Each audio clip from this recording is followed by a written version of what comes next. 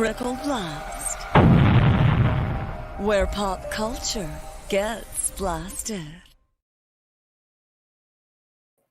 And good evening, everybody. I'm RJ Carter, Senior Managing Editor here at criticalblast.com, also Chief Cook and Bottle Washer, the guy who scrubs the floors, and generally pizza delivery guy. We are here once again to have our bi-weekly bitch session, retailer talking, whatever you want to call it. We're going to talk about comic books with the people who, so we're told, are the actual end customers of the comic book industry, and they are, ironically, the people who sell comics. They are the retailers in this world. And first joining us up here, we have Yule Carter from Fantastic Comics in Berkeley, California. Yule, how are you doing this evening?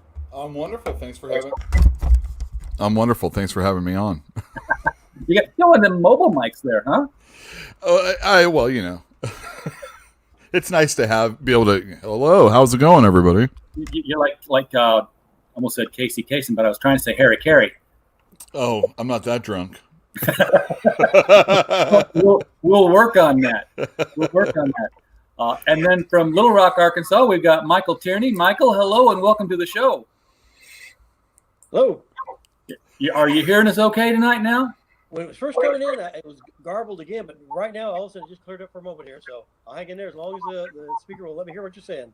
Well, you know, you don't have as much Wi-Fi down there in Arkansas as New York and Berkeley hog it all. Yeah. Oh, is that how it works? Yeah. They give more Wi-Fi to the more populous centers. You would think that it would be, you know, you'd have fewer people on it, but they just don't give you as much pipe down there to play with. So, and what pipe you do have is, you know, Alltel and Maybelline take it all up. So you're not allowed to have it all. You gotta start streaming from your business, like I am. Exactly. Even during peak hours, I have to do it over here. Well, Michael is now mail order, so he is streaming from his business. Yeah. That's pretty much the case. And speaking of streaming from a business, we have Brian Cook here from Blast Beat.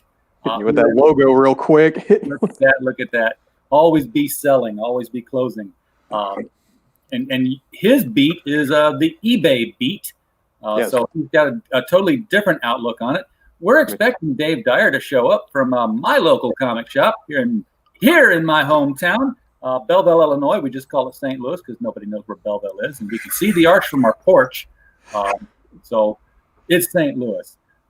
And our special guest tonight, we have comic book creator from Parody Press, Mr. Don Chin, creator of the Adolescent Radioactive Black Belt Hamsters and the upcoming X-Farce Reloaded. Good evening. Glad to be here, guys.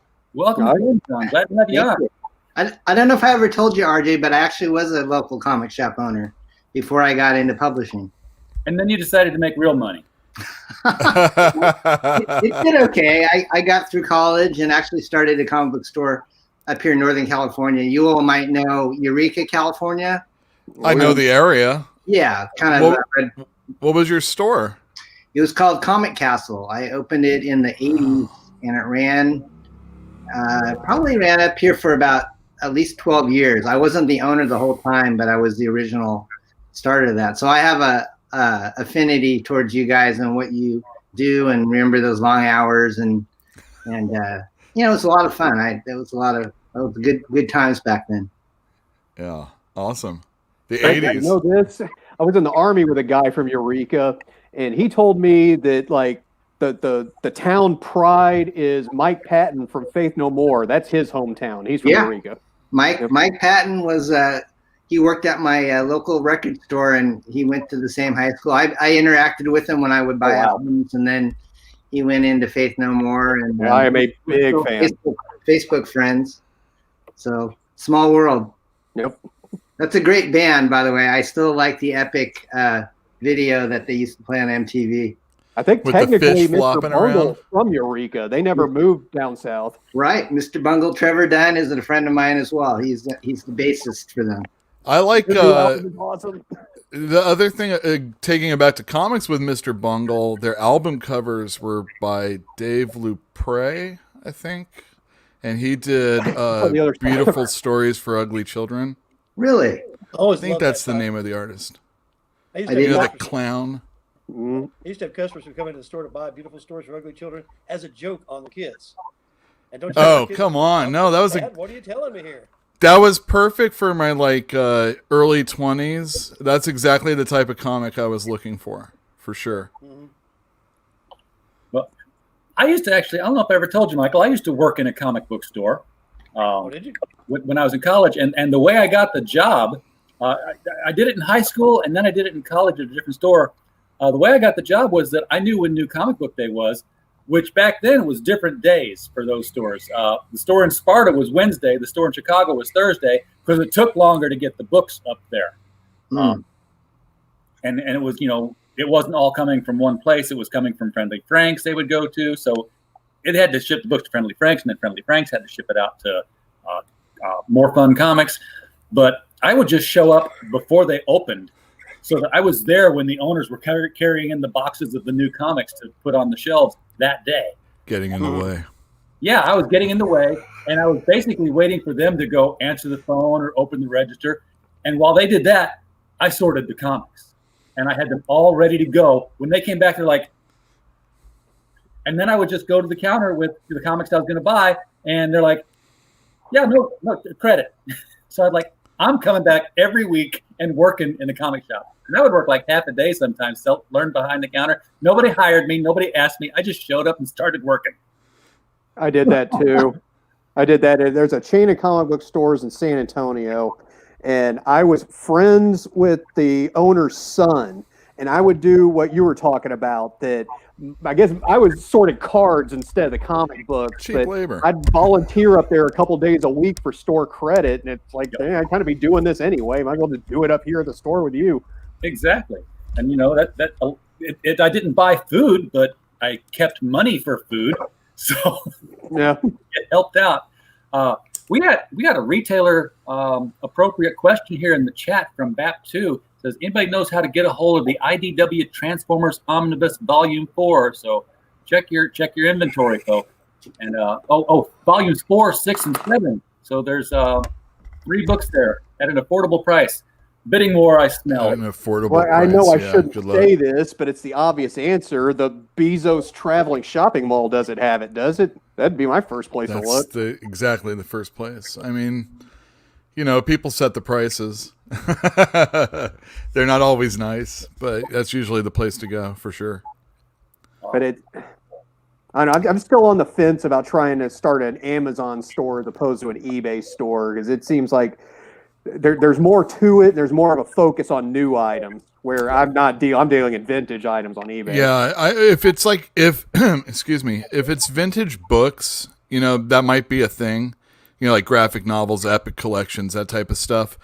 But the one thing I've heard about Amazon is, since they are, this big organization, if you start putting things up, then they'll start pushing you away for whatever they have that's up at a lower price. They're selling it themselves. Yeah, exactly. And I don't know, maybe that's just people being all, conspiratorial. I don't think but I mean, yeah. It's really hard to think that some big old, organization like, Amazon isn't doing something like that. Must have been like 2 years ago now at this point, 2 Christmases ago, that when they started doing the 100-page giants from DC, Walmart went out of their way to get those as a Walmart exclusive, and it was so Amazon wouldn't have them. So no, I don't think that's beyond the pale to think that Amazon, because eBay does the other way. eBay doesn't sell anything. They offer the platform for the seller, so they want you to get more sales. I don't think Amazon does.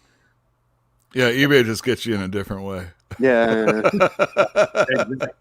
Now, was it 2 weeks ago that Brian, you were telling me that eBay was causing issues because they're separating away from PayPal?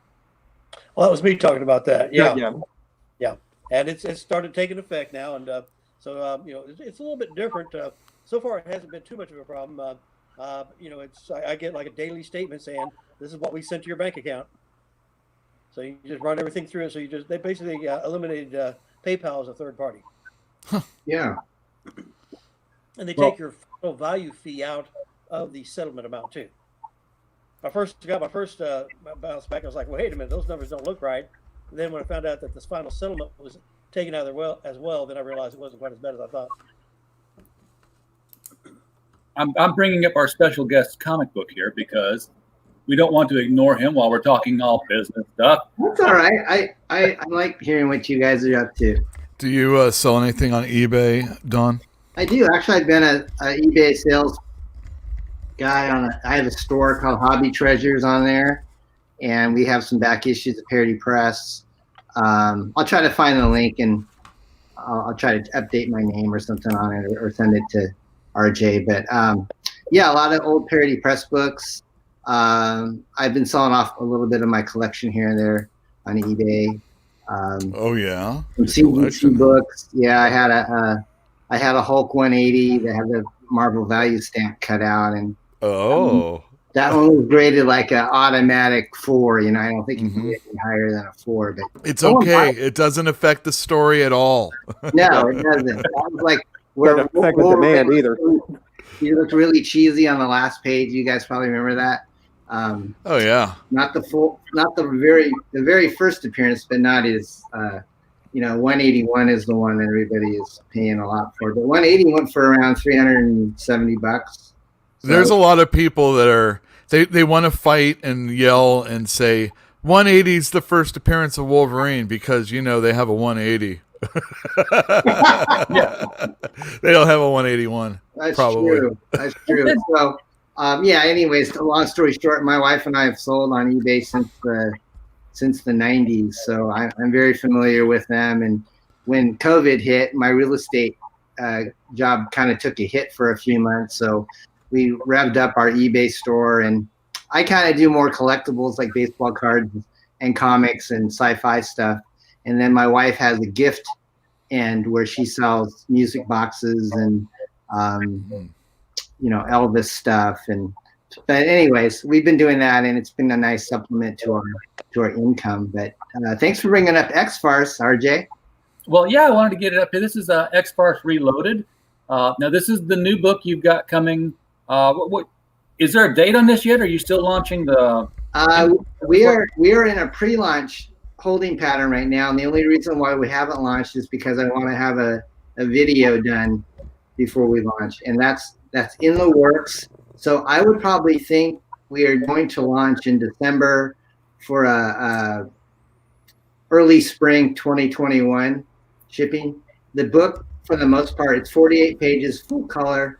It's more than halfway done. We're just taking, maybe some of you guys remember, I don't know if you were selling back in the early 90s, but Eclipse Comics was the company that did the Black Belt Hamsters. And I did a few parodies with them besides the hamsters. And X-Farce was the one that we did as a spoof of Rob Liefeld's X-Force. So it came out about within a year after Rob did X-Force, and it sold really well. It was a black and white parody, and I think it sold like 60,000 copies. 60,000 copies. Yeah, just for a black and white, $2.50. When did this come out? 1992.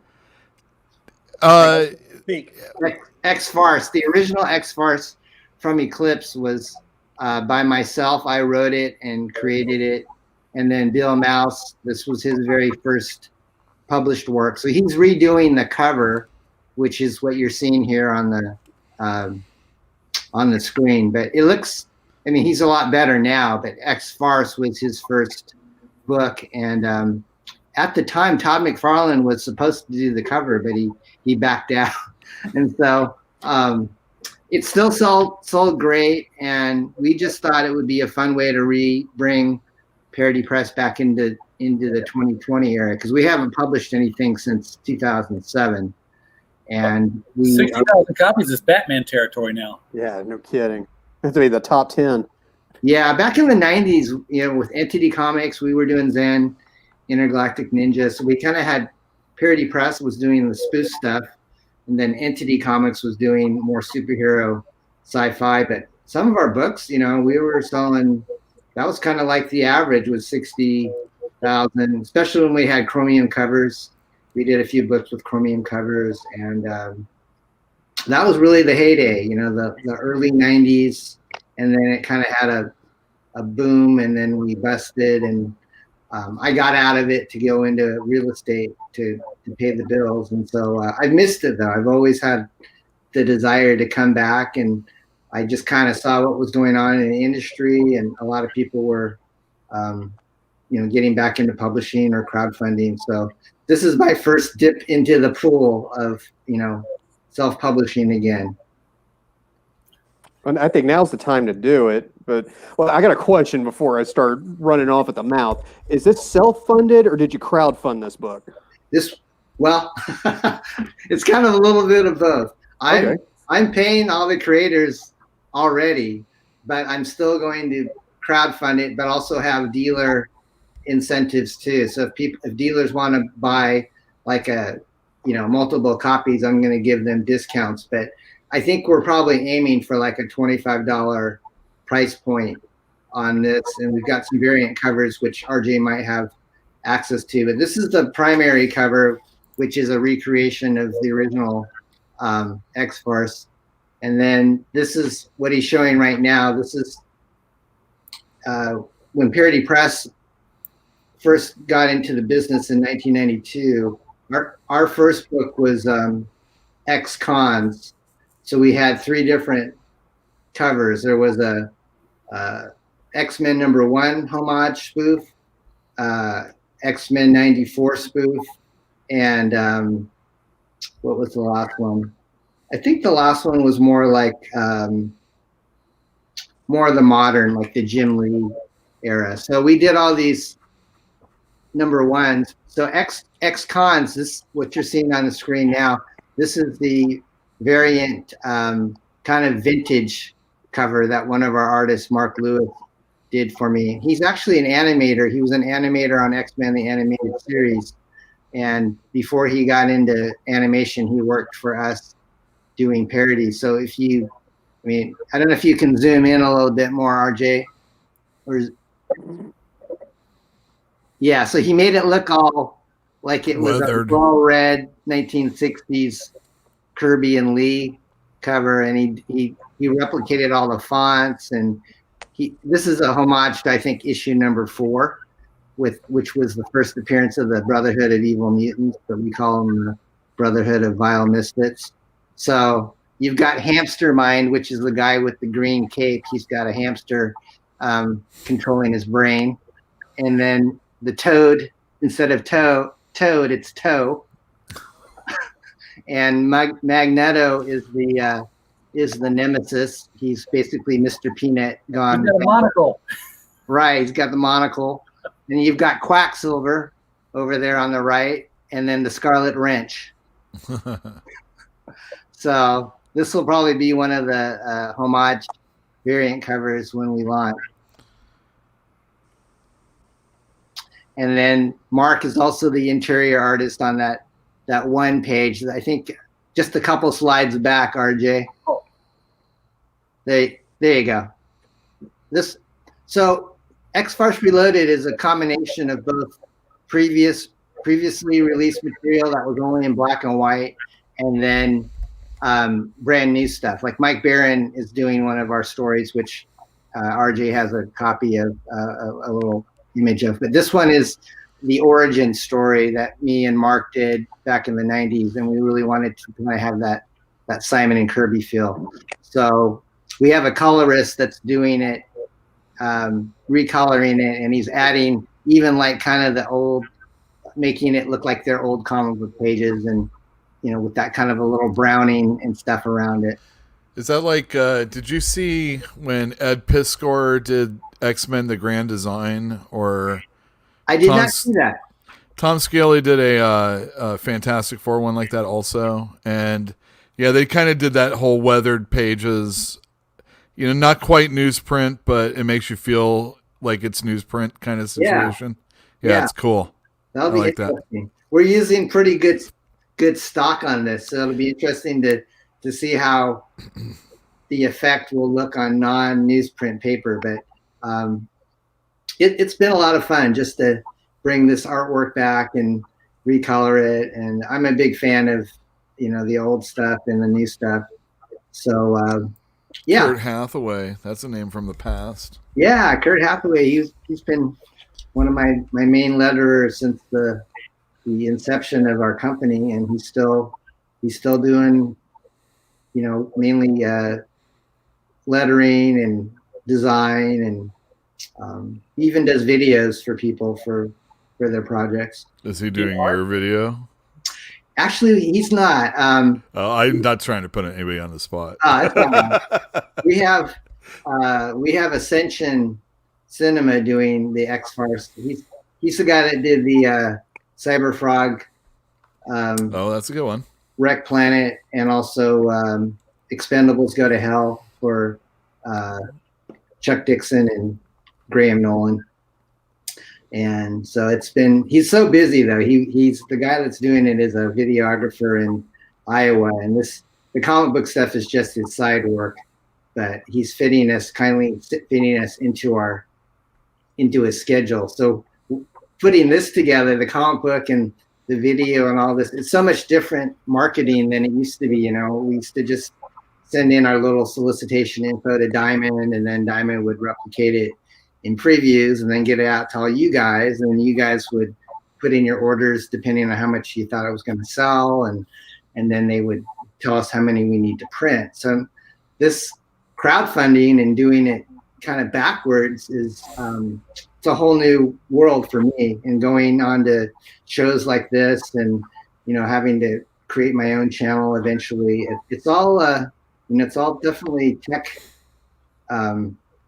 tech focused, and the direct to consumer thing is cool, but I also wanted to just kind of find out from you guys, how do you feel about crowdfunded books? Do they scare you, or do you think that there's a way I think it's the future? This is the way this is going to go for a number of reasons. So let's pick a number out of the air. 15,000, right? If you sell 15,000 copies of these, that means you have 15,000 fans, not 15,000 or 7,000 people trying something. You know what I mean?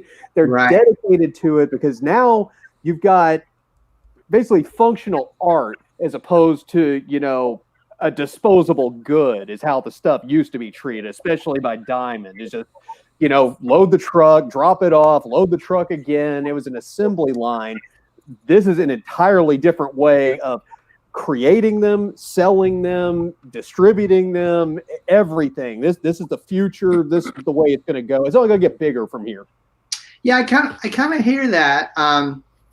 If this book sold 15,000, I could probably retire, because I know that I really don't know what it's going to sell. I'm kind of thinking if it crowdfunds and I make over 20,000, to pay the bills and the printing, I would be happy. But I see some guys hitting plateaus of 6 figures, and you see Ethan Van Sciver well over 1 million. I was on a show with Doug TeNapel, who does Earthworm Jim and Bigfoot Bill, and he said, Don, I only had like 8,000 print run on my book, but I made like $900,000. And I went, wow. And so I'm starting off kind of small, but I do have kind of a track record with fans, but it's been like 20 or 30 years. So I don't know if they really remember me, but I think that this for me was a safe way to get back into it, because the artwork's already done, and I'm reprinting some of it, but it's going to be digitally colored. So that kind of kept my costs down, but I also wanted to give people more new material. So you're going to see about 30% of the book with new material that no one's ever seen. So comic book fans have long memories, especially if you're fondly remembered. I struggle to think of a figure in comic books like a David Lee Roth that nobody wants to work with him because he's so irritating. I'm sure there's one out there, but I think it sounds like you're on the right path. Oh, I appreciate that. I do. And, Mike Barron actually used to do work for Parody Press back in the 90s. We did a Punisher spoof called The Pummeler. And so I reached out to Mike because I kind of saw him doing independent books. And so he's contributing a 3-page story to this book, which is like Professor X having auditions for the new the X cons. And so he's got I think that's in your queue there, RJ. Maybe it looks like it's a page where they're in front of a school.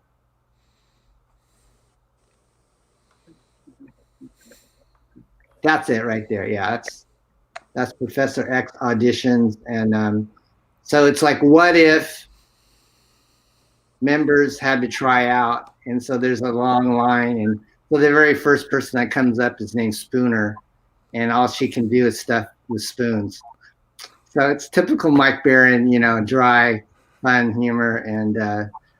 And we have a local artist here up in California that actually he was born here in California, but now I think he lives in Oregon. But he's in my same county, so I reached out to him, and this is like probably could be one of his first published works. I'd have to check, but his name is Ted Hellard, and so this is the X-Farce auditions. So why did you when you wanted to start crowdfunding comics, why did you start off with X-Farce and not start off with the hamsters? Oh, here we go. Well, RJ, that's a long story. Some of your guys in this group may remember the Black Belt Hamsters. And I was first came out. That was my claim to fame. Wasn't my first published work, but it was kind of what got me on the map with comic book fans. It was a turtle spoof, obviously. So Eclipse Comics back in the 80s was somebody that I met through convention circuits, and they were also in Northern California. They were in Guerneville, kind of halfway between you and I, over in Santa Rosa.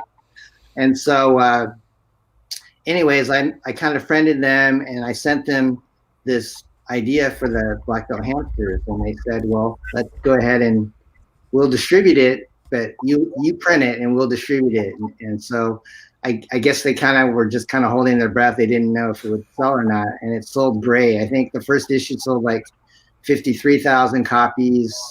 And then the second printing sold around 20, in the high 20s. And so after that, they said, well, let's try to make this a series. So we did like a 9-issue series, and they did 3D books. So then after a while that died down, and then Parody Press kind of came along, and I reprinted some of the Hamsters books back then. And then it just kind of lulled. No one, I wasn't publishing, I was in real estate. And then Nick from Dynamite Comics, Nick Barucci, he reached out to me in the mid 2000s, and he said, Don, I really like the Hamsters, and I want to know if we could revive it. So I said, yeah, that would be great, because it was never in color. And so Nick was proposing, why don't we do a full color miniseries? I'll get a creative team to do it, and you can kind of oversee it. And so they did a 4-issue miniseries, and it didn't really go, it didn't really light the fire that I think they were hoping, but he kept it under his umbrella at Dynamite, and he made me an offer I couldn't refuse. He basically said, I want to buy the rights to the Hamsters. And so now the Hamsters are owned by Dynamite. So it's their intellectual property. And so that finalized last year. And then I was in contact with Ethan Van Sciver previous to the consummation of the Dynamite deal. And I asked Ethan, hey, Ethan, do you think you'd ever want to do a Hamster Cyberfrog crossover? And he molded over, and eventually, like 2 years later, he got back to me and said, yeah, I want to do it. And then we were on track to do it, and I wrote a 40-page script for it earlier this year. And then there was a falling out, unfortunately, between Ethan and Nick, and so that project kind of got canned. So that's a long story short, RJ, is why I'm not doing the Hamsters crowdfunding, because I can't from a legal standpoint. But I'm hoping that Nick will. I've got some ideas I want to pitch to him to see if he'll possibly do crowdfunding, because he's been doing that a lot. You guys probably know, like with Vampirella and Red Sonja and all those other characters. Yeah. Now, and here we can get back to retailing for a little bit here, because one of the other things that Dynamite is doing right now, they've gotten onto the whole Marvel Zombie Deceased bandwagon. With this miniseries, Dynamite, Dynamite, and everybody that they own apparently is going to be in there. So we may even see the Hamsters show up in one of the chapters at some point. Zombie hamsters, awesome. Yeah, zombie hamster. I mean, they've got Smiley, the crossbones button from Evil Ernie is already in the story, and all their it looked at first like it was going to be another one of those Vampirella Red Sonja crossovers with some Deja Thoris. But then they brought in Project Superpowers into the mix, and the Evil Ernie button. So it's like it's just spreading across all Dynamite. So might even be a zombie Betty Page before we're done with it. I wasn't aware of this. When have they released it yet? Or yeah, they're 2 issues in, and I was going to ask, what the reception is. What is it sitting on the shelf? Are you even bothering with it? What's going on, guys? For me, it's sitting on the shelf. I only got one of the covers.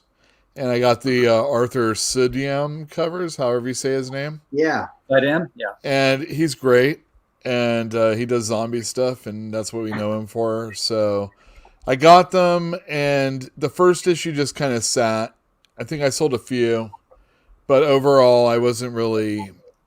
it's just a gimmick. So if nobody's really into it, I can understand. We don't do... like crazy numbers on our Dynamite stuff. When we were a bigger organization at Fantastic Comics, and we had a lot more diversity of employees, we sold a lot more of Red Sonja in those Dynamite Gail Simone days. Hey, Newell, how long have you had your store in Berkeley? On Shattuck Avenue, we opened in 2011. There was a comic store there prior called Comic Relief, and the owner had died a few years prior, and the family ran the store until they closed. And we picked up about a month after they closed for good, we opened up. Probably a little too soon, but we did it in a downward economic cycle at the time, and we stayed in downtown Berkeley the way we were for about 8 years. Some of them very good years, and some not. And now we're in a more residential area of Berkeley right now, and it's wonderful. And there's less nuts, and there's some parking. I remember going to Berkeley. We did a signing tour called the Hamps Tour in the 80s, and Comics and Comics were one of the stores that we went to. And I used to write for their fanzine called the Telegraph Wire a long time ago. But, nice, because they were on Telegraph. Yeah, so Telepath. Yeah, yeah. Well, that's really cool because I you're fairly close to me, and I'll have to come down and visit your store. Oh yeah, I mean we hardly have enough room for more than one person at a time anyway. So we keep COVID rules. How do you walk around with the LA Dodgers gear in the middle of Giants country? Oh, let me tell you, when they were doing very well, with Barry Bonds, and Jeff Kent and all that stuff, I used to get heckled quite a bit. But that just strengthened my reserve, and made me a stronger, more loyal fan than I ever could have been in a comfy area down in LA. Are you from LA? LA County. Okay. The last city I lived in was called Claremont, and that's where like 5 colleges are. There's Scripps and Harvey Mudd, which is like the West Coast MIT. And some other ones. I understand that Claremont has all these long meandering streets that don't end anywhere. I don't know about that, but they have a rule that you can do anything in your lawn as long as it's green. Okay, so someone has like just bamboo shoots, and it's like as long as it's green, it's cool. But let me bring up a note about the Dodgers real quick. Yes, sir. Where the Dodgers had. That they did win the World Series this year. A lot of the big players, especially Clayton Kershaw and Cody Bellinger, have had brisk sales on them. The one that surprised me, I haven't sold one Mookie Betts card all year. None. That guy gets no love in the hobby, and I don't know what it is, because if you watch, like when I was watching the World Series, they were just blah blah blah about how he's so beloved in L.A. County. Well, but yes, not in the rest of the country. I have no explanation for it. Is it? That's interesting. I'm a believer. I was not a believer at first. You always want to piss on Boston. Yeah, but dude can like leap over the wall and throw guys out at third. I mean, from right field. He's good. He was stealing bases. He was making things happen. He's like everybody. He's old school. I love him. I'm a believer now. Remember Buster Posey, the catcher? Uh-huh. Same thing. He's the best catcher of baseball. Just nothing. No interest. Buster I think he's not even a Giant this year, if he's even anybody. He might just retire because he's had, hip injuries? Yeah, he's playing a lot. I'm a huge Giants fan, and I got relatives that are Dodgers fans, and I congratulate you because thank you. Yeah, you said that. But Aubrey Huff has a following, but for a very, very different reason. Who does? Aubrey Huff. Yeah. Yes, Aubrey is quite the. Hey man, you got to live with him too, Giant fans. Yeah, I don't mind. I think he's pretty funny. Yeah. Now, Michael, we didn't get to hear from you about the dynamite sales, if there were any. And in fact, I don't even know if I've ever asked you how your customers order. I mean, if it's all you order, they have a form or what? Well, I still have my email address, still have my phone number, and so I'm staying in contact with that. I have, my Facebook page. So I have a number of different ways. I send out bulk emails, let them know, boy, that new DC thing that they're doing in January, February. I send out a bulk email, and everybody's like, hey, we don't want that. Yeah, that's crazy. But I'm keeping contact bunch of different ways. The dynamite, that sells to the same people who buy all the Red Sonja, all the Vampiro, but that's the only people that sells to. And when you're talking about adolescent radio black belt hamsters, I remember when I ordered that when it first came out, and while that was coming out, there were a number of other titles that were all kind of jumping on the Teenage Mutant Ninja Turtles craze. And this is back when you had to send in your order forms, you fill it out and you'd mail them. Well, I was using, I think it was Pacific Comics at the time in Sparta, and the mail lost my order form that month. Now I'm on the phone, giving my order over the phone, and customers are standing in the store looking at me going, okay, I'll take some adolescent radioactive black belt hamster, give me some preteen dirty gene kung fu kangaroos, throw in some Aikido alligators, just going through all those, gangrene jiu-jitsu gerbils, all those little spin-off titles. And after I got off the phone, I said, man, you were just joking around, man. Those aren't real titles. Like, no, those are all orders I just placed. That's awesome. Yeah, man. I remember getting Miami Mice, right? Yeah, Miami Mice and Hamster Vice.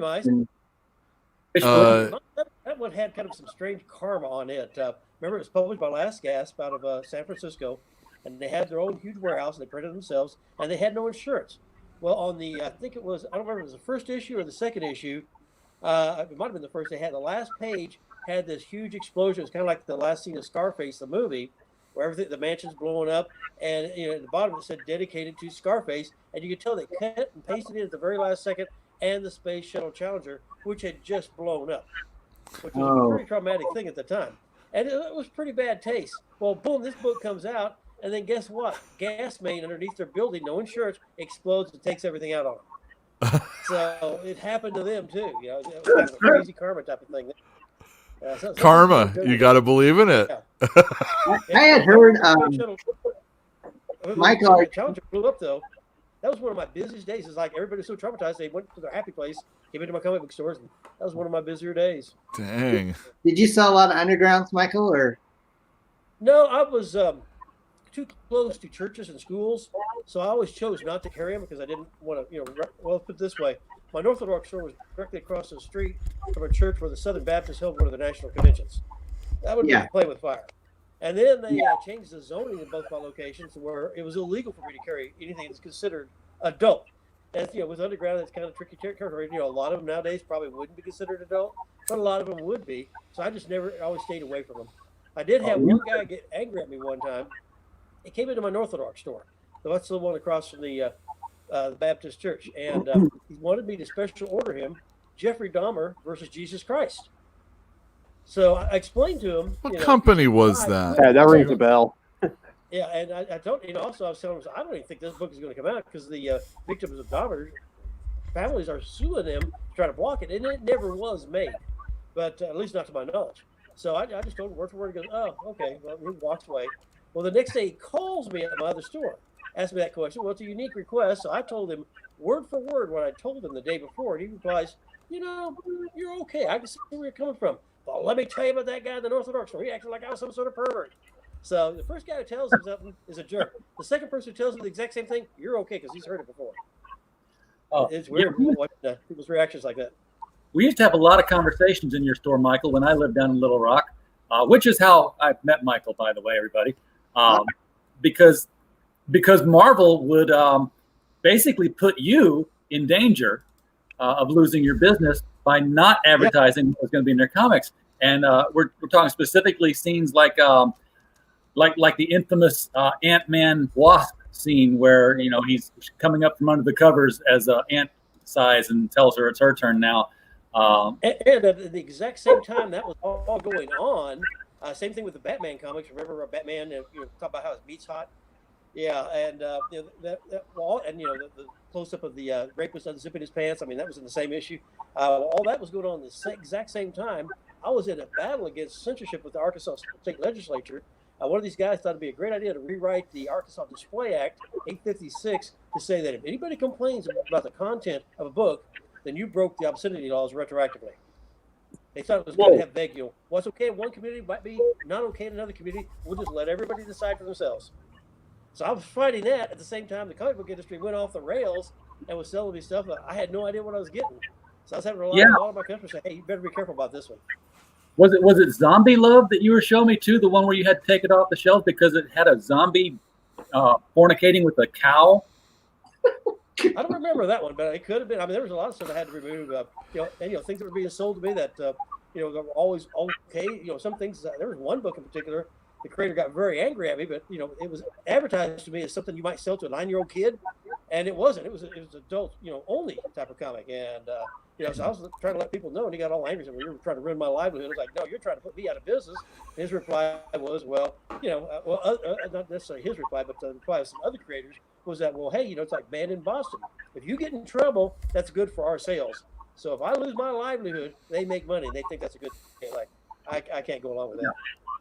Yeah, there does seem. I'm on the I-40 directly west of me was Tulsa, and I had a couple of owners of a comic book store in Tulsa lost everything, and they did nothing wrong. They had some adults-only comics, and they had them in a lockbox behind the counter. Some kids, say, "Hey, we want to look at that." They're like, "No, we can't show those to you. You're too young." So the kids get angry about it. They go home and complain to their mom. The mom gets unhappy that, hey, they've got what in that store? So she calls up her friend who's a prosecuting attorney in an election year. And so next thing you know, they raid him the next day. And you remember Gita of Alisar by Frank Thorne? Has little cherubs in it. They're like, little naked children. Oh my God, it's child pornography. Oh so the headlines are, comic book store busted for selling child pornography. No way in the world were they doing anything even close to that. But the headlines were out there. Nobody went back to the store. They tried to relocate it. People still wouldn't go to the store. The Comic Book Legal Defense Fund was trying to defend them. And finally, they just took a plea deal just to make it go away. And last I heard of those guys, the only work they could find was Amway door-to-door sales products. They lost everything, their families, everything. And they did nothing wrong. But they did have some adults only. And, of course, you remember what happened to Keys Comics down there in Texas right about the same time. Yeah. He had a store that was very close to a elementary school. And he had an adults-only section. Well, in comes an undercover cop. I think it was probably election year again.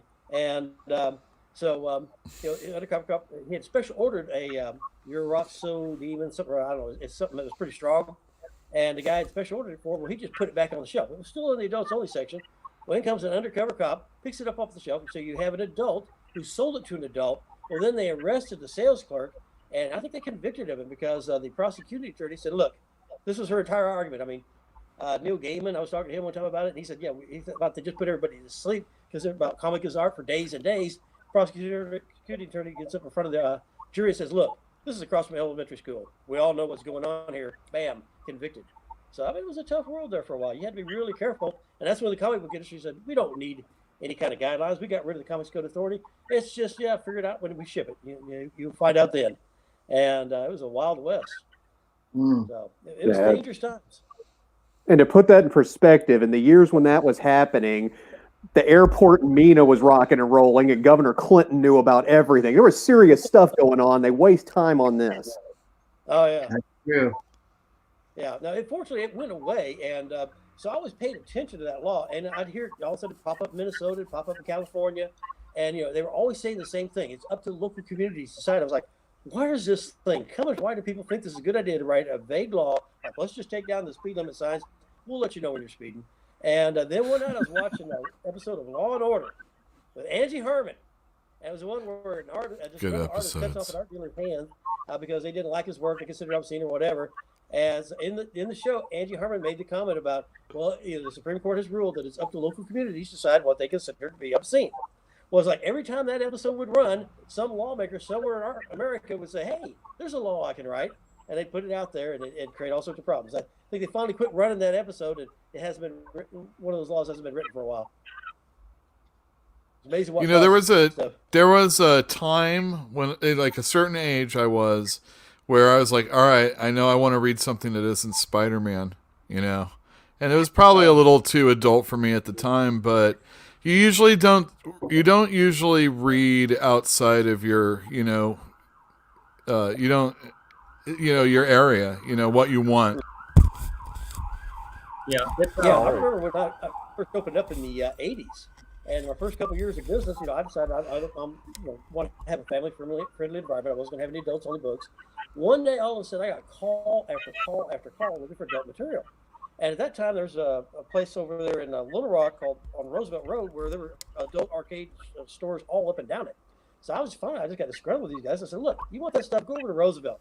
I go home that night, and the police had raided every one of those bookstores up and down Roosevelt. I guess they were just letting their fingers do the walking, trying to decide they want to come raid me too.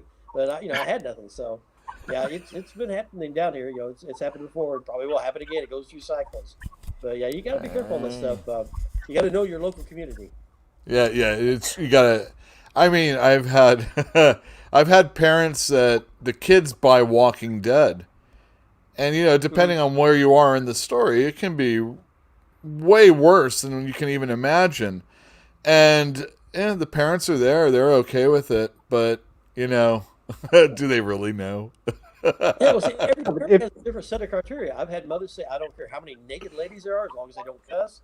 And other mothers say, I don't care, as long as they don't cuss, I don't, or I don't care how much they cuss, as long as they're naked ladies. It's back and forth. I mean, they just, every parent has a different set of criteria. Violence good, sex bad. Well, and from the courts and the government, that stuff's not applied evenly, because if everything's left to the local community, I grew up in Houston. Harris County in inner city Houston is like nothing but strip clubs and liquor stores and porno stores.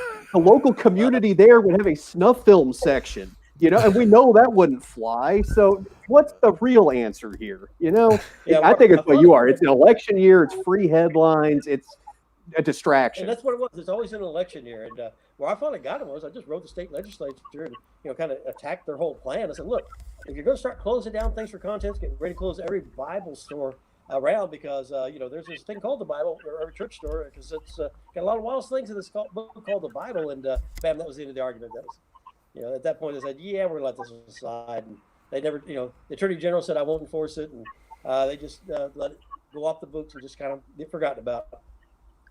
The one in Tulsa, was that Mike Diana and Boiled Angel, or am I getting stuff mixed up? I thought he was Florida. But that was Florida, okay. Oh, Florida, I remember that this is child pornography and devil worship. The guy's art wasn't that good. Can you even really tell what's going on in there? I mean, I don't think anyone ever bothered to read any of this stuff. Yeah, but the thing about that, the Mike Diana case was that it was the first case where they actually court ordered him that he could not draw anything anymore. And that was just over the top. And, thank you, because his drawings did suck, but still, seriously? So I could see, he has a job where he's, got to take notes, and he's, doodling on the corners of the page. Yeah. Don't do that. He was the one that they told him he couldn't have contact with any minors, but he was the manager of a 7-Eleven. How is that going to work out? There's children coming in there all the time. You got to work at the night. I guess so. You got to work 12 to 8. Yeah, but to tell somebody that that to curtail their speech that much, to quote the Tick, spelling America with a K now, are we? I couldn't imagine a parole officer or probation officer going through your house looking for sketchbooks. What a waste of time. Oh yeah. Speaking of sketches and books, Yeah.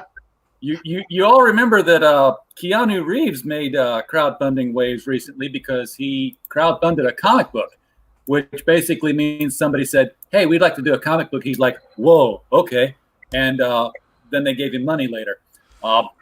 But I don't know. The one thing though is that Keanu Reeves is he's like a legit like sci-fi and comic book nerd. I think from way back when. In the very least, he's like a super Gambit guy. He likes Hellblazer. Like he's a Philip K. Dick sci-fi guy, and cool. I think like of all like celebrities that have come from outside comics to lend his name in the very least, it's probably a little bit more legit than like William Shatner's Tech War or something like that. Well, he did Berserker without any vowels, and he did no vowels. You're right. Don has the Beardzerker. So Yes, we do. Actually, this might be an internet exclusive because I haven't released this image to anyone but RJ, and I got another interview I'm doing next week. But of course, if you've watched the Kickstarter video for Keanu, it's hilarious. I mean, he looks like he's talking from a tent, and he's kind of promoting this book, and he's his classic celebrity self, but also the nerd comes out in him. So I just thought, well, what could I do to spoof Keanu? So I thought of Beardzerker, and this is actually probably a pinup, not the actual cover that we'll be putting on the book. But to summarize it shortly, it's a full color book. It'll be coming out next year as well, and it's what if Ted from Bill and Ted slept for 30 years, woke up in today's world, and had to solve today's problems, and his superpower was given to him by the rock gods. So it's kind of a cross between Bill and Ted meets Thor meets actual real current dilemmas. And so this is our hero, Beardzerker, and he's basically a Rip Van Winkle type that wakes up and he's kind of got the vocabulary of a 16-year-old, but he wants to try to right the world of the current wrongs that he sees in it. So Bill Mouse, who's the artist on this, will be doing the full book. It'll be like a full 32-page adventure. And that axe is a guitar. Yeah, the guitar is literally an axe. What's that? The guitar is literally an axe. Yeah, right. It's called the Shredder, and it's the one he used to record the Dog Star album. So I actually saw them live once. No way, really? They play, yeah. Houston has a radio station called The Buzz, and they have Buzz Fest twice a year, and they, like 96 or something, he played. As far as rock star or movie star bands go, not terrible. Russell Crowe's band was terrible. 30-odd foot of grunge. Oh, man. You know a lot about music, Brian. I can tell. I've spent probably 10 years working in the music industry, and well, thanks to COVID, that's all gone now. So we're diving back into comics. But I was moving that way anyway before the lockdown, but this just accelerated all of it. So what did you grow up listening to? Like, are you an 80s kid or? Late 80s, early 90s. If we had to put labels on things, thrash metal, grunge, new metal, like Nine Inch Nails, Ministry, that Lollapalooza music. Okay, gotcha. Beardzerker's more class. I mean, he's kind of the ZZ in the middle is for a homage to ZZ Top, And so throughout the book, his beard will get longer and longer. Oh, yes. Until the very end, it's almost like takes on a life of its own. So the ZZ there is for the ZZ Top homage. But we've got like guest appearances by Iggy Pop in it. We've got Slash, Eddie Van Halen, Prince will be in it. So it's going to be fun. It's definitely not your run of the mill adventure. It's got a lot of music humor, and he actually gets rid of a lot of the millennial artists that you probably don't like. Like Maroon 5 and the BTS guys. The Korean K-pop band. Yeah. It's not that I don't like it. It's just that I'm clearly not the audience for that. So I'm going to listen to something else. Yeah. Do you play at all, or? I used to. Yeah, it was in a couple bands, and you missed the episode last month where my very quick background was I worked for a company on the night shift for like 5 years where they were ahead of the curve on e-commerce. So when I left them to go back to college, which I just finished up this year with my second degree, I had a handshake deal with my former employer that I'm going to borrow their business model as long as I shut up about it and don't tell people how it works. Not that it's like a super secret, but it's hard to figure out on your own. Someone else has to teach you. So I am strictly e-commerce online retailer. Does it involve in any way getting things cheap and then selling them for more money than you bought them for? Hopefully.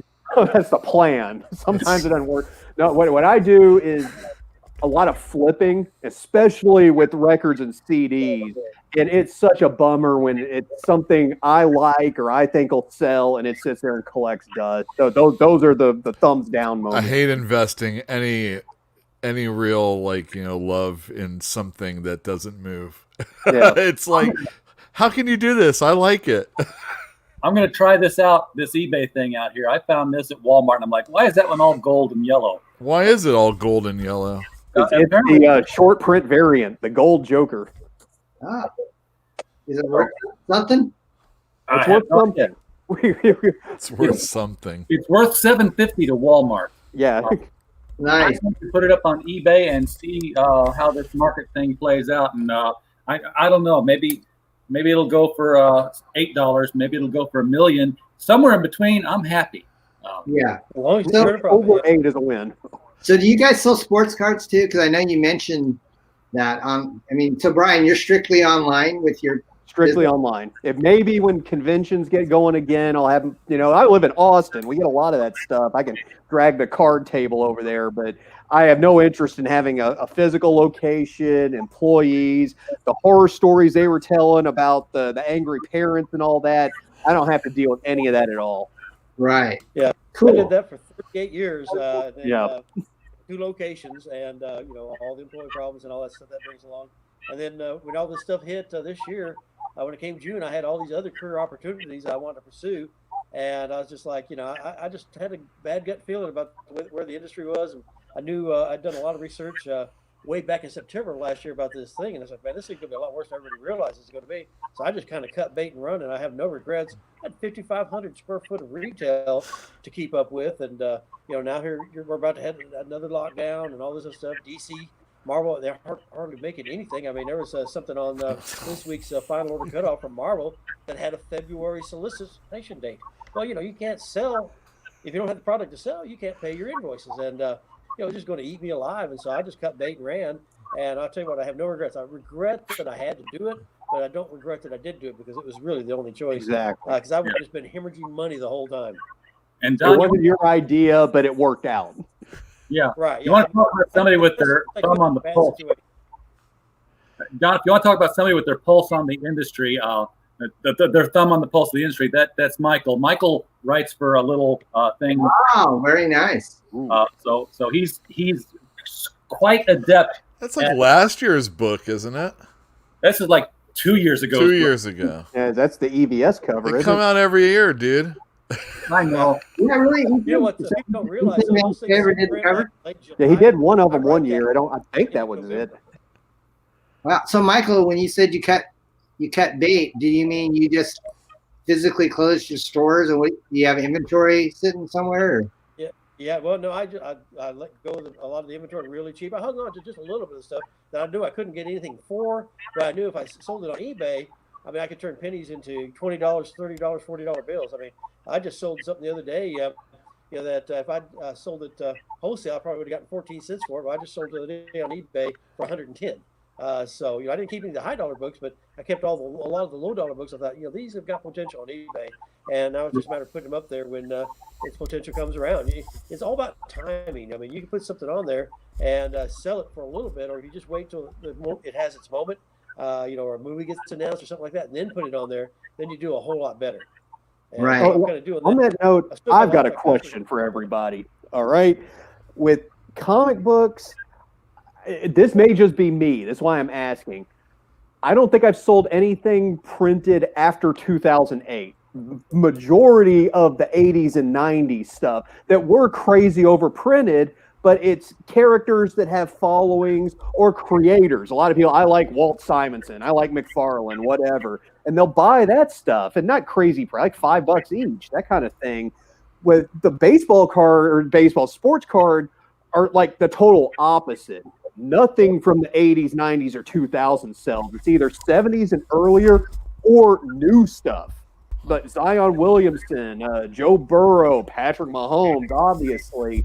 But has anyone else noticed that the years the stuff were created and released are kind of flipped for the two? I always stayed away from the sports cards, but I've always noticed that about it. People are always wanting to sell it. I would probably get maybe 2 or 3 calls every day between my stores of people wanting to sell me sports cards. Never was anybody calling wanting to buy them. No, wow. I think that the sports cards thing must have moved entirely online. But if anyone offers you stuff from the 80s or 90s, just politely tell them no. 80s and depending on what and what you're trying to sell and how to everything's about keys.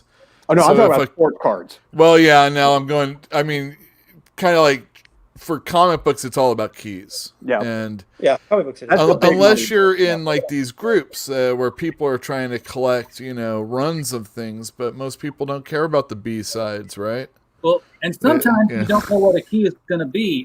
For instance, in the chat here, King Paul 8 just asked if anybody had a Detective Comics 880 that they would let go cheap. 880? Now, I'd have to go look. Nothing happens in that issue. It's nothing special at all, but for some reason, the cover is drawing attention. Yeah, it's that jock cover where the Joker's face is made up out of flying bats. Yeah. I have that cover. It's like if it's slabbed and high grade, it's like what, like $600 or something? Yeah. And but I've seen it on eBay, and I can't tell whether I have the right cover or the wrong cover because I'm like seeing black chromium. I'm like, I don't think this is chromium. I think this is just a plain cover. Yeah, I don't know. Hey, that's the other thing, slabbing. Is all of your cards, Brian, do they all get, gem minted or whatever they're called? I pride myself CGC. on being able to grade the cards myself. For a raw card, ungraded, I'll sell you something good. But yes, I'm a big supporter of just 3 of the companies. There's a lot of off-brand stuff. If you're going to buy a graded card, PSA, Beckett, or SGC, don't get anything else. Any of these old off-brand company. Everything's a 10 with these other companies. Yeah, I see that too. What in comics? There's CGC, CBCS, and then there's ones like PXD or PX, yeah, something like that. PGX, another joke. Well, yeah. I mean, there's always how you perceive something, but they're not that good. I know it's subjective sometimes. So, looking forward at what's coming out in the comic industry here. Future state. Gotta get a parody on that. I'm more interested in what's coming out. For the first time, I'm more interested in what's coming out in the crowdfunded arena than I am in what's coming out on the shelves. Really? I have nothing on the shelves that's drawing me out and saying, we want you now. I don't know. With Heroes in Crisis, it's the first time since the first Crisis, and I'm counting Green Lantern number 40. It's the first time that I've noped out in the middle of one, and I haven't been able to come back for anything since. I couldn't follow death metal. I wasn't smoking whatever was necessary to get that, and then or I couldn't follow metal, and now death metal is even crazier and wilder and less coherent to me.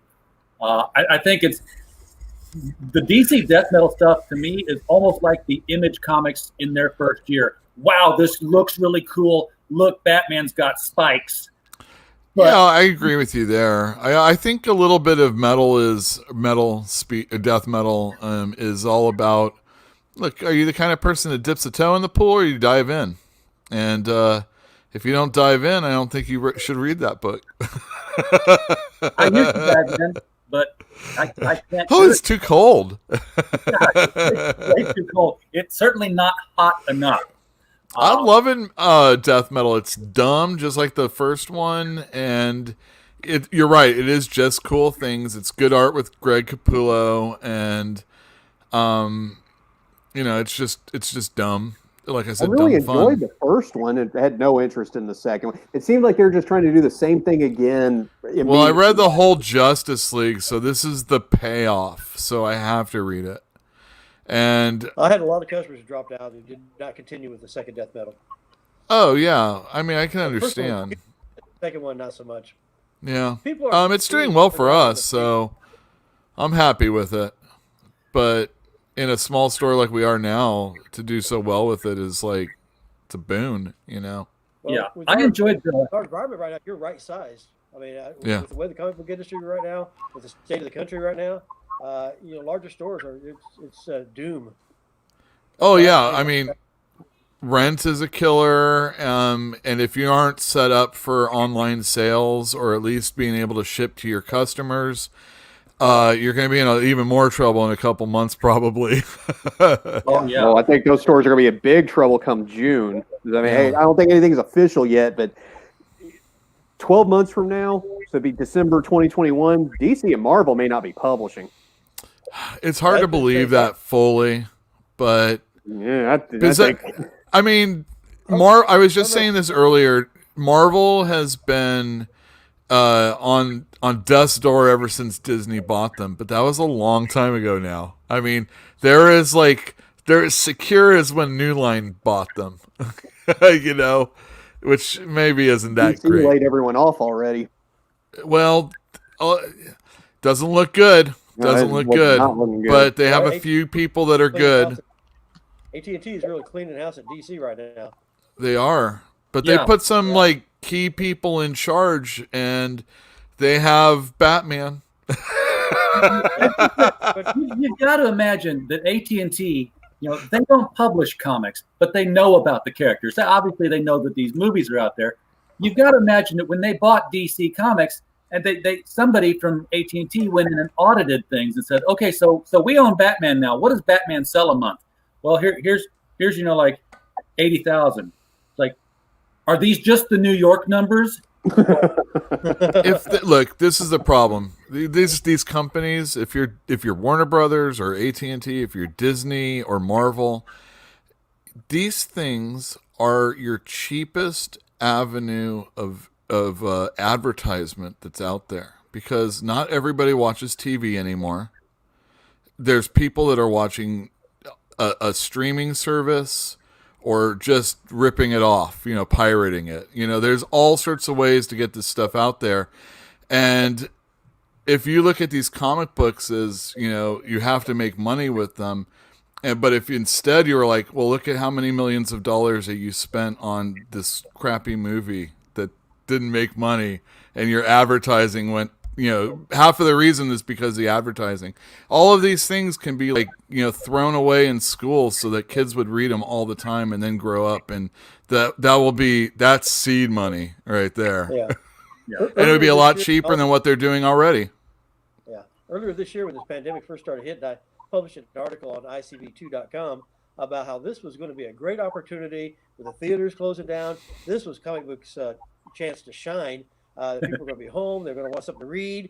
And the day that was published, that afternoon, David says, we're shutting it all down. So I was talking to the publishers. Those are the guys I was worried about that they might close this down. Didn't think about the distributors. We just don't even want to ship them anymore. And bam, now we're just missing a huge opportunity. People want stuff to read. They want to buy the product. The comic book industry is so massively underperforming. It just blows my mind. I mean, it's like we're playing with tiddlywinks when we should be tuning up a Ferrari here. I mean, this is comic books are an American invention. We got a lot of great characters, but the industries have just been so run. They're just doing one thing, rinse and repeat superheroes. That's it. They're not even trying to do anything outside the superhero line. Comics can tell other kinds of stories, and they're just shrinking. They've got a real myopic market plan, and they're just only catering to a real tiny, narrow bandwidth of customers. And guess what? The industry continues to shrink, and they're doing it to themselves. I mean, it's just really been poor management for a long time. So I can see why AT&T would come in and say, "That's it, get the broom." You know what the answer is, Mike? What's that? I know the solution. New number ones of everything. Oh yeah. They're already doing that one. Yeah.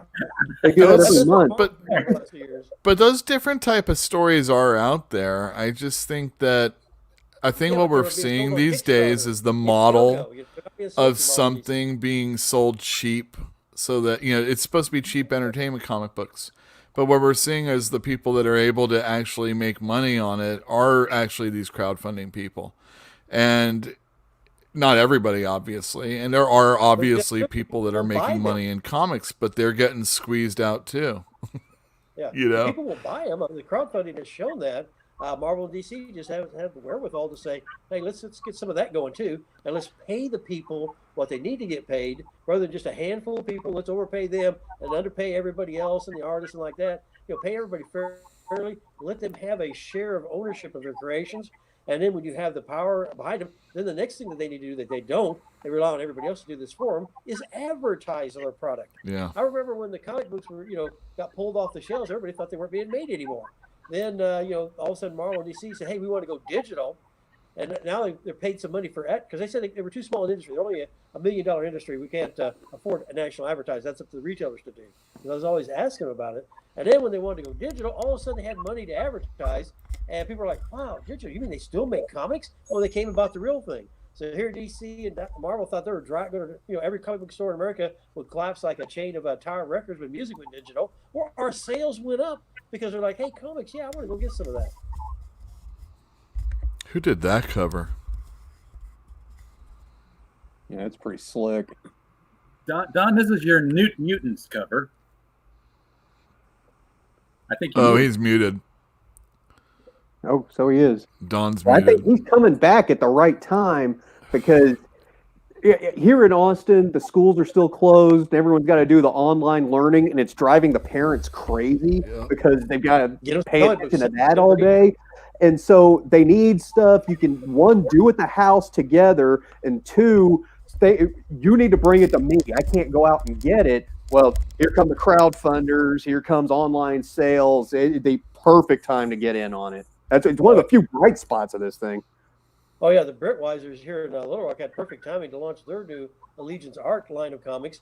They were launching in Walmart, and they were the only comics being made, because that was at the time when Diamond wasn't distributing anything, and they launched a new comic book line, which you couldn't time something like that and plan it and have it work out that well. Is there any like confirmation or anything about how well that's actually done for them? Do you know?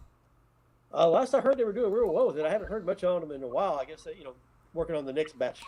I mean, that's the dream, to get your comic in Walmart or something that's like everywhere. Mm-hmm.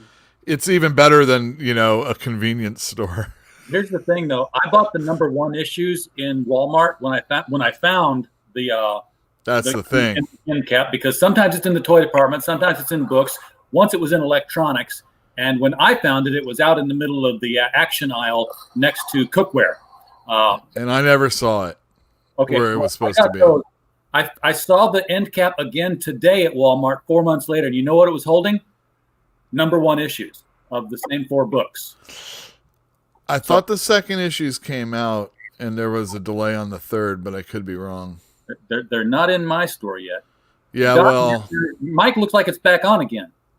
I am back on. Yeah. Actually,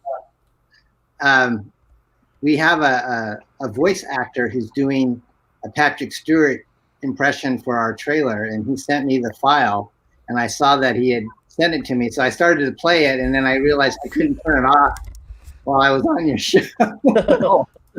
So it's not ready to be heard yet, but I didn't want you to hear Patrick Stewart talking about my comic book and not wondering what the heck I was listening to. So is this going to be another parody spinoff, or is this just sort of like the New Mutants? The New Mutants is also in the X-Farce Reloaded, and this is a variant cover that we did kind of based on the movie. And so it'll be painted kind of in that Bill Sienkiewicz style that, when the first New Mutants came out. And we kind of took a little bit of a Cyberfrog riff on Marvel. And so it's like, what if the New Mutants were amphibious? And down there, and the one that looks like a Scottish Terrier is it's Wolfbane, not Wolfsbane. It's Woofban. Wolfbane. Wolfbane. You're right. So she can turn into a Scottish Terrier at will. And then over on the right, the purple one is Karma Chameleon, and basically it's kind of a gender confused superhero that sings its adversaries to submission. Kind of looks like Boy George. Yeah. Anyways, I just wanted to kind of have some fun with the New Mutants, and I guess the movie didn't do that great. Maybe you guys weren't hearing. This is one I wanted to draw attention to here, because I was looking at this a little bit earlier. This is, of course, the X-Farce team. You've got, Fallen Star, who's Pee Wee Herman. He was a fallen star at the time that this was originally drawn up. Cable TV, Garfarrell, Shaboom Shaboom, Dominoes, 8-Ball, and then Tonto. Come on, you just flat out call him Tonto. I know it's not political. We got away with a lot of stuff in the 80s and 90s I would not go over right now, but I don't care. You don't want to remaster that or anything like that. You see the Easter egg in the bottom left corner there? There's a Bert and Ernie character. I forget which one's which. And the shirt says the KLF. I don't know if that's in there intentionally or not. Does anyone know who the KLF is? It's MLF. Okay. That's an M. There's a band called the KLF who are really way ahead of their time. I thought it was a tip of the hat to them. Oh, really? Yep, that's an M. KLF, were they the ones that got I don't know, were they the ones that got people upset with them or something and they got shut down basically? Were they hip hop kind of or something? Like an early dance hip hop thing. When I mean early, I'm like 87. Is this if I was listening to Consolidated, would this be that kind of group? Okay, cool. Yeah, once upon a time, they had a big hit in 1990 or something. Right. They took 1 million British pounds, put it on a raft in the Thames River, and set it on fire. They really did that. Clips on you. Oh my God. Yeah, they're out of their minds. Yeah, thanks for bringing that up. That's our 2-page spread in the book. And if people want to sign up for the more details on the comic, you can go to xfarce.com. It goes to our Indiegogo pre-launch page. That's xfarce.com? Xfarce.com should work. I'll test it, see if it works. Sometimes it goes to my Facebook page. Xfarce.com. Yeah, it goes to the Indiegogo page. So if people sign up now and they actually wind up buying the comic book, we're going to do a exclusive trading card for the for all the email signer honors. Right. So if there is a ceiling on this kind of stuff, I think it's a high ceiling because we're in new territory here. Someone had mentioned the movies a minute ago. If Jaws in '77 was the first blockbuster, Wonder Woman 1984 is going to be the last blockbuster. That whole ship is sinking. $200 million down the drain. So I don't know if there's going to be any adaptations in the future. I think these comic books are going to have to exist on their own. Yeah. I think a lot of things are going to have to be that way. Oh yeah, there's no more live music. There's no more stand-up comedy. It's all of us here are in the right place at the right time for once, because this is something you can do at home with your family. It is. In the very least, I can entertain myself now. Yep. But I mean, hey, we talked about KLF and Consolidated. I mean, who else is going to have that on a show? More people need to stop. Or not y'all. I'm preaching the choir here, but listen to, like, I don't know, AM talk radio, cable TV. It's the same people saying the same stuff over and over until you want to jump off the building. You know, can we talk about something else? Anything else? I have a question for you guys, because I'm noticing a trend. I mean, Brian, you've been doing mail order for quite a while. I've done it, dipped my toes into it. Do you also do mail order? Yeah, we do it. We have eBay for expensive comics. We recently have been working on some like little auctions on like Facebook and stuff like that. There's communities out there that are looking for whatever you have. You just got to find out where they are and kind of worm your way in and then establish yourself. It takes a while, but it's out there for people that are industrious enough. There's a lot of comic book sellers out there. I assume I just heard the other day that sports cards were on the rise right now. My girlfriend's father was collecting for a long time baseball cards, and it seemed like he was doing it when it wasn't as cool as it is right at this second. You know, these things have cycles, and if you can, you know, work it out, you can get in there hopefully before the other people do. Even you gotta get that gold rush, baby. Like last year, it was basketball with Luka Doncic. I can't pronounce his name. And No, Zion that sounds Williamson, good. And, you know, the new crop of rookies. This year, for me, football is flying out the door. I think it's because they're the only sport that's having a full season. Everyone else had abbreviated season. Uh-huh. But everything, bench warmers are selling. Huh. The kickers are selling. Kickers are selling. Brian, you know it's bad when kickers are selling. Brian, what's your eBay store name? Blast Beat Industries. Industries. Yeah, I kind of got two names accidentally. It's the same thing, but it's like space in the different links.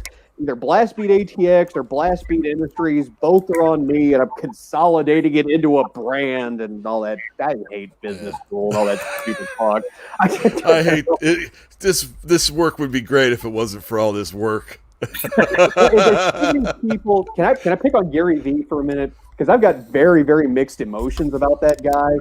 That when it comes to, you know, the business world and social media and that stuff, absolutely, he's a genius.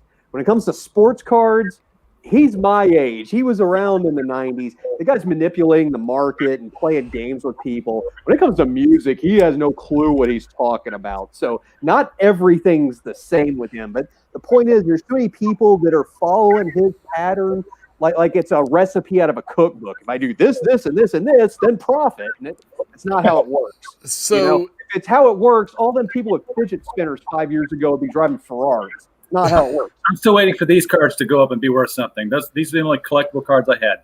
Non-sports is on the rise. If anyone's got any of the Star Wars sets from the 70s and 80s, ka-ching. I have those. Yep, those are getting graded like crazy. I have E.T. with the gum. Same thing. They're all made by Topps. There's newer ones. There was one Upper Deck put out. There was a non-sport set. It was like American Classics or something. But there was a bunch of bands in there that I like 311 and Incubus and people like that. They had autographed cards with the band members. Like, there's a new thing people can do. That would be cool. Yeah, that'd be very cool. We've got one sport card in the house that I'm aware of, and my son has it somewhere. He went to a yard sale and oh, that's me talking back. Somebody was trying to say something. I'm interrupting myself. He bought a remote control car and came back and it didn't have the remote control to it. He tried to take it back and they wouldn't. It's yard sale. Sorry, kid, you bought what you bought, but here, hang on. He goes inside and comes out and says, "Here, take this home to make up for it." My son doesn't know sports for nothing at the time. He's like 10. He's like, "I got ripped off." I'm like, "What'd they give you?" They gave me this piece of paper here. Some guy in a picture. It was a Lou Brock rookie card. Wow. Nice. So, and we're in St. Louis, so I was like, It sounds like it's probably a good card to have. I almost got it signed, and then the one opportunity that I had, I was like, well, no, I got caught in between contracts again. I'm like, okay, let me get on another contract here, and then the next time the guy goes to Lou Brock's house to sign things, I'll have him take your card and pay the $45 to get it done. And Lou passed away before that could happen, so almost had a signed Lou Brock rookie card. Well, that's kind of my point. Is even within this industry, right? We've been talking about sports cards. We've been talking about comic books. We haven't been talking about Magic cards, which is another thing I do. That you got to know. Oh, really? How this stuff got works. Any boxes?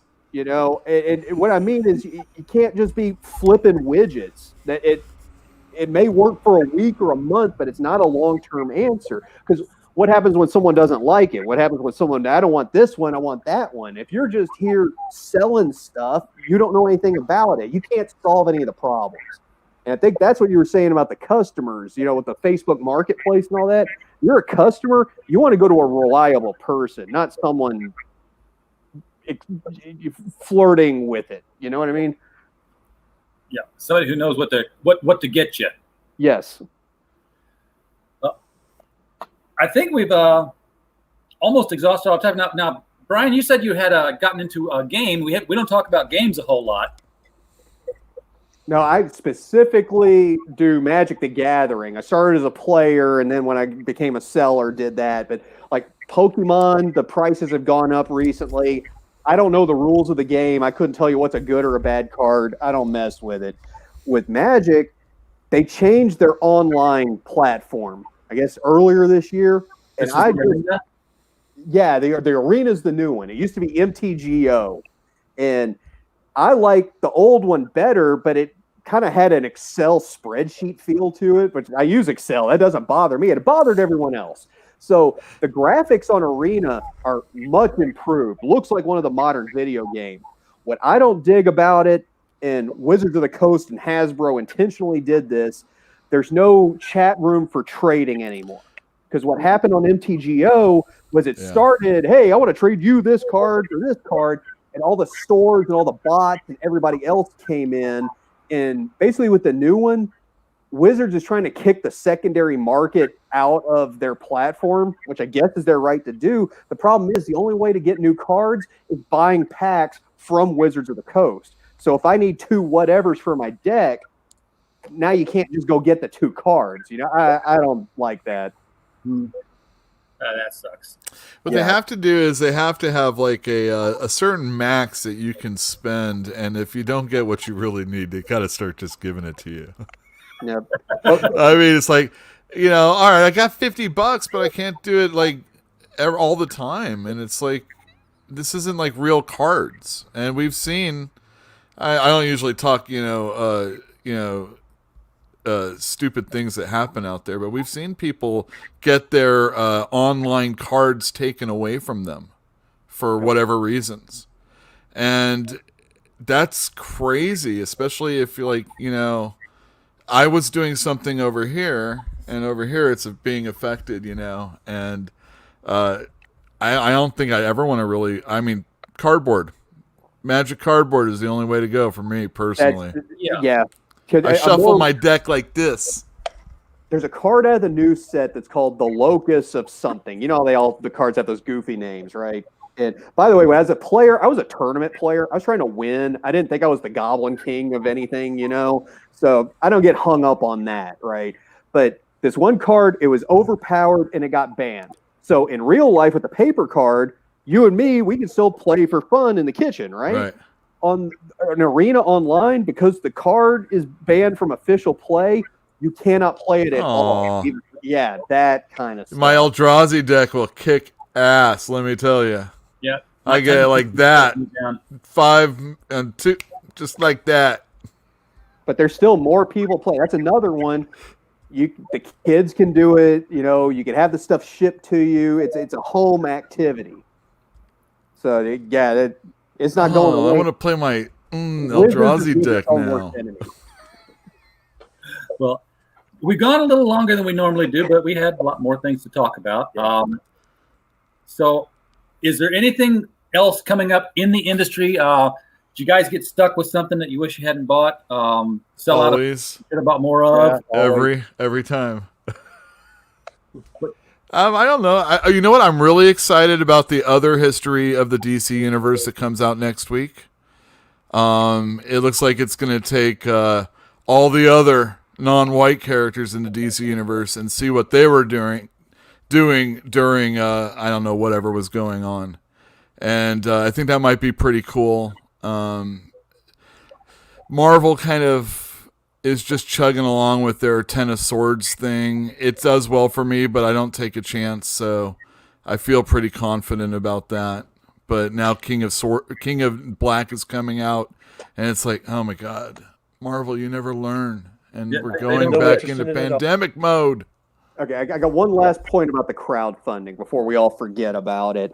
And it has to do with that if everything's going to crowdfunding and Diamond went away and Marvel and DC are in trouble, that means the weekly release date is on life support, right? Mm-hmm. So if the hot new comic book is coming from a crowdfunder and you got to wait till they finish the art and get the funding together and blah, blah, blah, there's no hardcore release date of, the third Thursday of every month, is when the new issue, that's going away. So you're not going to be able to tell if a book gets traction and becomes popular till way after the fact, till after the print run's gone. So that's something y'all need to keep mindful of. Well, I mean, this is where like the graphic novels come into play. And what we're trying to sell now is the key stories that people care about and things that are new that I like. And so a person like me is going to be an advertiser that, I mean, there's not a lot of us out there, but there's a lot more of us out there that are on YouTube or on podcasts that are talking about these things that are out there. And I think, that's kind of where a lot of this advertising or, these things have to be known. And these things will be able to be seen. I mean, there's obviously Marvel has their plan so that you can get all their comics within a few months of when they came out. DC had that thing. I don't know if they still do. Viz is doing that where you can get their whole product line for like $5 a month, and they're raking in the bucks because they have like countless amounts of material that are going to take forever to read, They have the Library of Alexandria of manga. And it ain't burnt down. It's on the net, baby. I guess that's the story's not over yet. Because another thought I had is, everyone remembers the band Nirvana, and love them or hate them, music was different after Nevermind came out. There hasn't been a Nirvana from crowdfunding yet. I think there's going to be one day, and I have no clue who it is. So, what about that Todd McFarlane thing? I mean, he was kind of gimmicking up with a figure in a comic book, but that gave EVS that idea, and a lot of people have high marks that they're trying to achieve because of Keanu Reeves, and like we said, I don't know if anything crowdfunded is like genius EVS already yet. had a fan base from his DC work in the old days of cyber. I'm talking about someone coming out of the wilderness and rocking the world. I guess it just depends on what you're looking for. I think a lot of people that are creators don't have. We judge success a lot of times by how much money we make. I remember a lot of Tom McFarlane. Look at how much money I make. Well, you're not doing anything really super artistic. He's like, what do I care? Obviously he has a different set of goals. So there are people that are doing crowdfunding, and if I can just make a living doing this better than working at Marvel and DC and being told what to do and having to chug out thing, day after day chained to my desk, it's a better life. Success is different for all sorts of people, but reaching your fans. I mean, the thing is we didn't know that in Patreon, people have been reading comic books that people have been doing for probably 10 or 12 years now, easy, or whatever, shadow crowdfunding organization. I don't even know what was out there before Patreon, but You know, I subscribe to Ed Piskor's account. He does this thing called Red Room. Every Tuesday, he comes out with a new page. And, you know, he's working at his own pace. And he's making $3 a person. That's like buying a comic book every week, you know? I like his YouTube channel a lot, too. He's awesome. By the way, Don, I think you should really reach out to him because he really likes to talk about black and white stuff. He likes to talk about 80s, or they do like to talk about 80s and 90s stuff. They don't like to and talk you about fit right in. 95. Really, exactly. Okay. And I think, you know, especially if you're talking about hamsters, there's a lot of really cool things that they probably have already talked about, and if not, they would probably dig you. Wow. Well, I'll Twitter message you. Maybe you can send me a link to his. Oh yeah, it's Cartoonist Kayfabe, just to let you know. Cartoonist Kayfabe is his Twitter, or or Ed Piskor or Jim Rugg. Piskor is the guy to talk to, but yeah. How do you spell that? We're doing the thing like we'll do it afterwards. Industries. It's one name on 50 million different websites. Yeah. So search that and you'll get there. But he's great. If you guys are looking for the guy who's going to come out of nowhere with no comic history and take things by storm, my money's going to be on Stefani Rene, the guy who's doing the Thomas Moria books. I'm making a note. Hold on. If you just look at the stuff he's posting on Twitter, and he just launched his. What was the last name?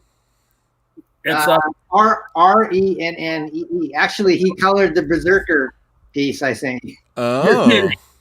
No, that's Stephanie. That was the first thing he's ever done for us. And he turned it around like in 2 days and totally professional. I think he's from Brazil, or I don't think English is his native language. It's not. And but his pencils, if you look at what he's doing with that Thomas Moria Wizard for Hire thing, they are Richard Corbin insane levels. Yeah. What? Really? If he did a Doctor Strange for Marvel, it would be awesome. Yeah. He's got his own character. So that's the thing, is us creators, once we get a taste of owning the rights and, being able to reap the fruit of the labors, going over back to the big two really doesn't make a lot of sense. We can see that too. Unless they're coming from a really small independent where they own something, they know that they're coming over to Spider-Man to like make their name so that they can go back and do whatever they can own. Wow. And it feels that way a lot of times too. Just let you know, it feels that way. Yeah, I'm going to go to Spider-Man for some guaranteed sales for a while and coast. Well, I mean, the thing is like we're not seeing that in sales of comics these days. You remember Frank's show in Liberty Meadows? Yeah. I heard him say that because apparently he gets emails every day. When's Liberty Meadows coming back? And he had to lay it down for everyone. Of like, look, I got a mortgage payment and a child support payment, so I'm on X-Men the rest of the way. Because Frank's show, I bet he makes like he probably makes a ton just doing commissions. Oh, probably. I could just imagine. Yeah. Yeah. Can you draw Liberty Meadows? I don't even know what the characters' names are. Randy. Oh, you do. Frank was one of you guys. one of my first interviews like 20 years ago when I was first learning how to do all this interview business before there was a YouTube. I was living in Arkansas. And he sent me somewhere over here. I've got it. I'm not going to dig it out right now, but I got University Squared, the trade paperback, which was all his college pre-Liberty Meadows stuff.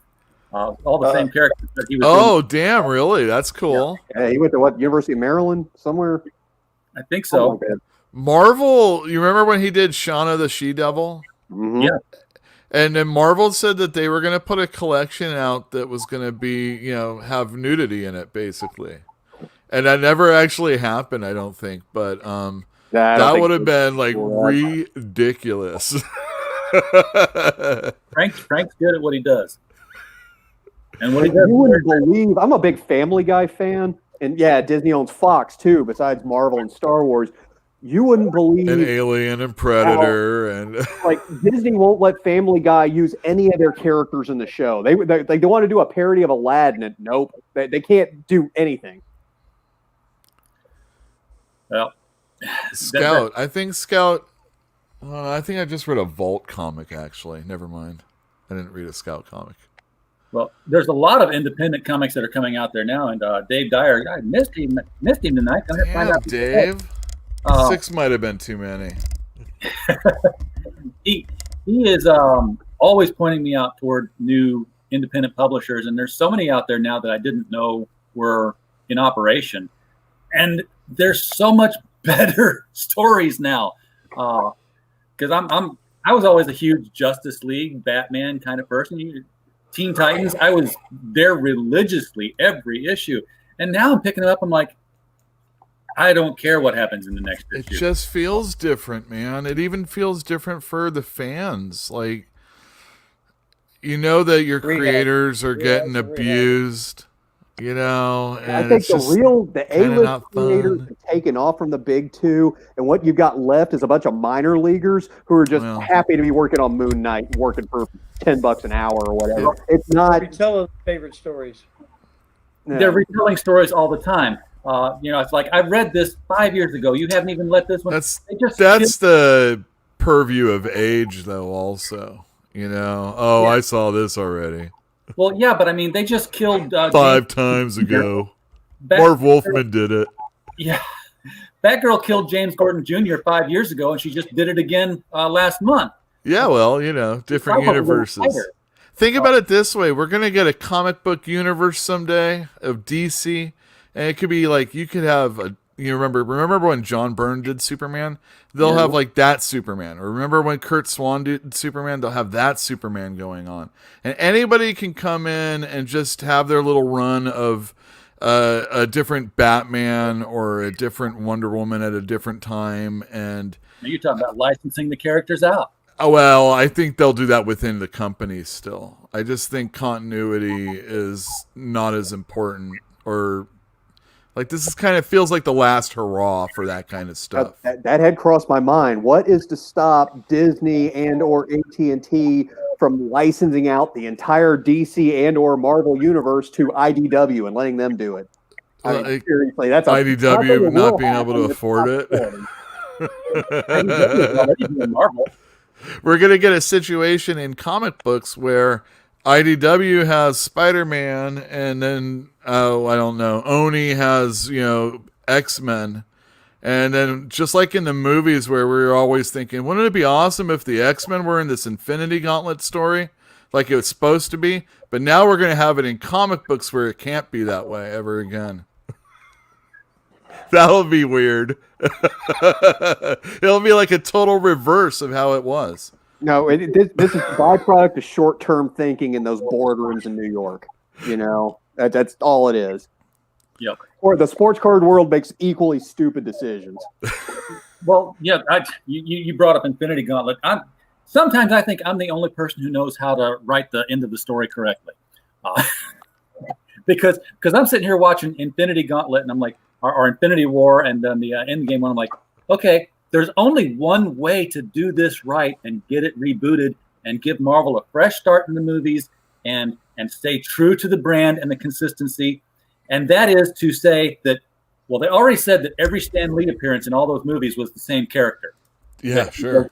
He was one of these Watcher level characters. Stan Lee is the one above all. And he comes in at the end of Endgame and, just says, okay, enough of this baloney sauce, takes the Infinity Gauntlet, snaps, and recreates the Marvel Universe, including mutants and cosmic-powered astronauts. That would have been my fix. But, Kevin Feige didn't come to me and said, hey, RJ, I'm stuck. So we got what we got, and we're going where we're going. I like your ending. Yeah, that's a good ending. Yeah, I can live with that. It's my headcanon. It's there now. My headcanon. It exists. All right. Well, guys, I've kept you on really long tonight, and I appreciate y'all being here.